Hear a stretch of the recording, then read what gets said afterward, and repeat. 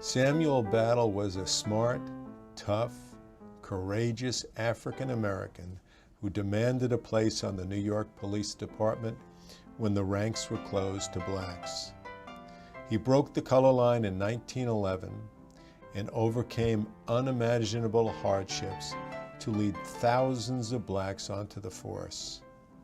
He became the first black sergeant, first black lieutenant, first black parole commissioner, an aide to Mayor Fiorello LaGuardia, and friend of First Lady Eleanor Roosevelt. My name is Arthur Brown. I'm the editorial page editor at the New York Daily News, and I am the author of One Righteous Man, Samuel Battle and the Shattering of the Color Line in New York City. Sam Battle was born in 1883.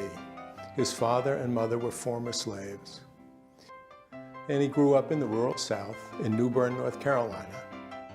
And then he decided at the age of 16 that he was leaving the South on his own to go north because he thought the North would be better.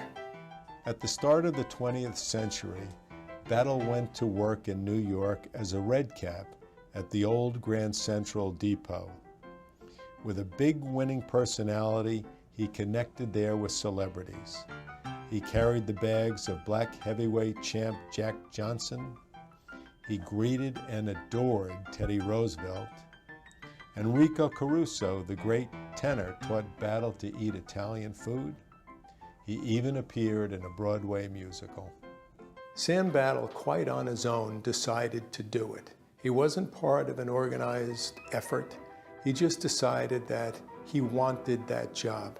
But when the department finds out, the police surgeon determines, in his opinion, that Sam Battle, this very physically fit person who'd been carrying luggage for 5 years, had a heart murmur and was disqualified for joining the force. It was a clear fraud and pretext. Battle got around it by going to a very prominent white physician. The doctor wrote him a glowing report that was presented to the police department. It was presented to the mayor by the activist who had now gotten involved in his case. There was pressure. There was writing about him in the New York Age, the black-oriented newspaper of the day. And the mayor at the time said, okay. The day that Sam Battle showed up for work at a station house that was then on West 68th Street, a crowd formed outside. They came to see what they called the N cop. His fellow officers refused to talk with him, and they kept him in silence for 2 years. But what they wanted to do was drive him out of the police force and not give him any advice or help. They would not allow him into their dormitory at the police station. So they took his bed, they put it on the 3rd floor in what was then called the flag loft, where they stored the American flag, and they made him sleep up there. And he would sleep there in isolation. He'd look at the flag and he'd say, that's the American flag. Why are they doing this to me? On the street, tour buses would come to see him. People would pay money to come by and have the tour guide say, look, there's the colored cop. So he endured that for a whole number of years, never complaining about it, never attacking them publicly, and every day, in every way, proving that he was a better cop than they were.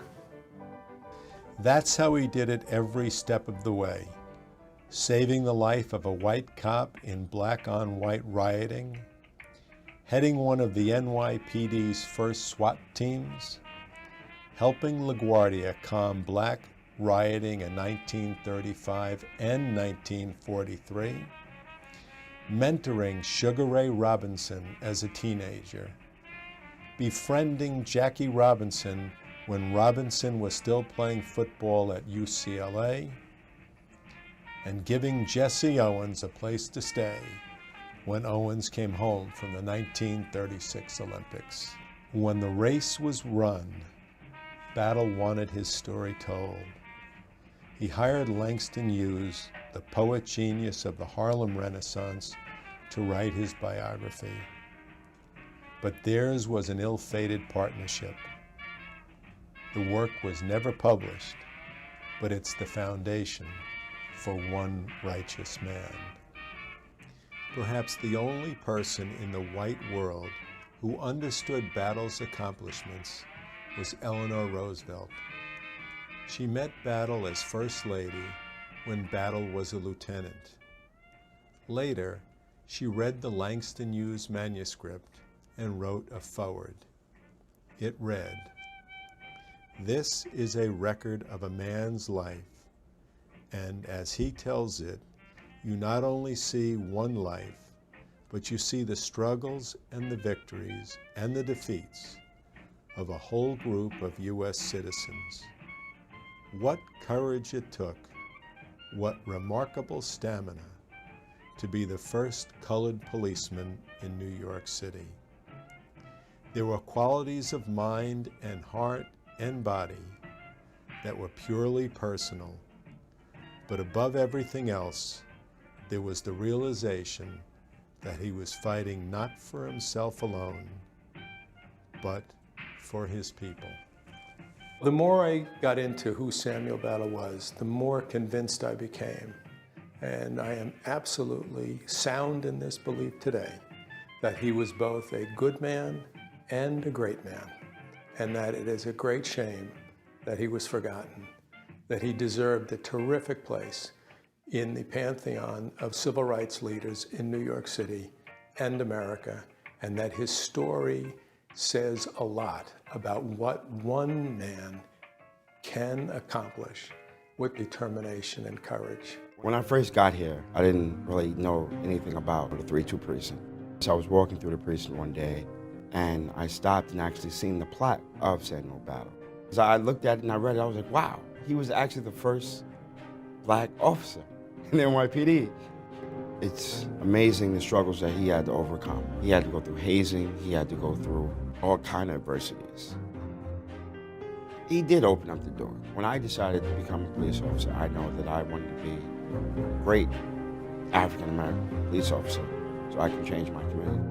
I'm glad that I'm here, tell everybody that Samuel Battle was a great man and how he opened up the doors for African-American police officers. It was an honor for me to see Samuel Battle sign on 135th and Lenox.